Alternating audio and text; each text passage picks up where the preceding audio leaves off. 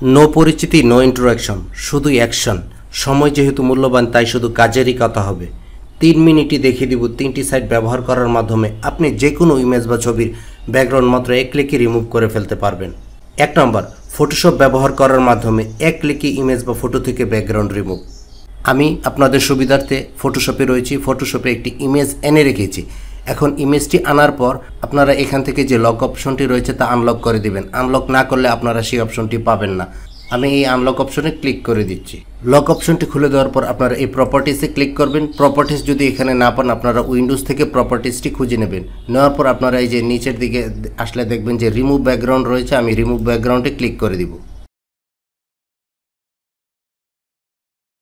এই যে দেখুন, আমাদের ছবি থেকে পারফেক্টলি ব্যাকগ্রাউন্ড রিমুভ হয়ে গেছে। এখন আপনি এটাকে যে কোনো কালার দিতে পারেন। কালার দেওয়ার জন্য আপনি এখানে ক্লিক করতে পারেন, এখান থেকে সলিড কালার ক্লিক করতে পারেন, এখান থেকে যে কোনো কালার দিয়ে দিতে পারেন। আমি ওকেতে ক্লিক করছি।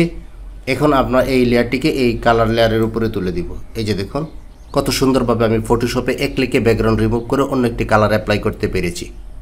2 নম্বর, remove.bg ব্যবহার করার মাধ্যমে এক ক্লিকে ইমেজ বা ফটো থেকে ব্যাকগ্রাউন্ড রিমুভ।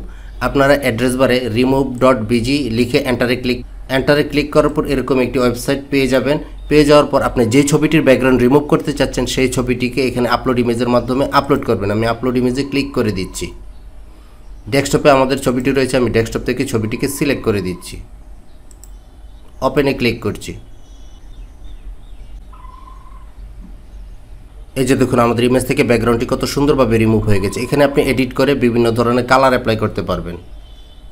ধরুন আমি এই কালারটি দিচ্ছি, এখান থেকে আপনি যে কালারটি অ্যাপ্লাই করবেন তা ছবির পিছনে চলে আসবে।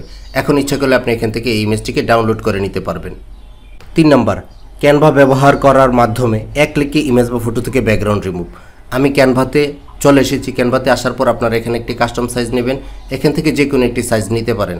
নেওয়ার পর আপনি যেই ছবিটির ব্যাকগ্রাউন্ড রিমুভ করবেন সেই ছবিটি এখানে আপলোড করতে হবে। আমি আপলোডে ক্লিক করছি এবং আপলোড ফাইলে ক্লিক করছি। এখন যে ছবিটি আমার ডেস্কটপে রয়েছে সেটি আমি এখানে আপলোড করব। এই যে আমাদের ছবিটি আপলোড হচ্ছে। এখন ছবিটিতে আমি একটি ক্লিক করে দিব। ছবিটি এখানে চলে এসেছে। এখন আমি এই এডিট ফটোতে ক্লিক করে এই যে বিজি রিমুভারে ক্লিক করে দিব। এই যে দেখুন, আমাদের ছবি থেকে ব্যাকগ্রাউন্ড রিমুভ হয়ে গেছে। এখন ইচ্ছা করলে আপনি এই ব্যাকগ্রাউন্ড কালারটিকে পরিবর্তন করে দিতে পারেন। আপনার খুশি অনুযায়ী করতে পারবেন। এখন ইমেজটি কীভাবে ডাউনলোড করবেন, এই শেয়ার অপশনে ক্লিক করবেন, ডাউনলোডে ক্লিক করবেন।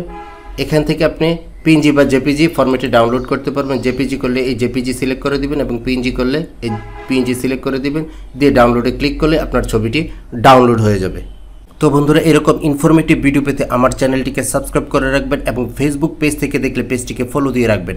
দেখা হবে অন্য কোনো নতুন ভিডিও নিয়ে। সে পর্যন্ত ভালো থাকবেন। আল্লাহ হাফেজ।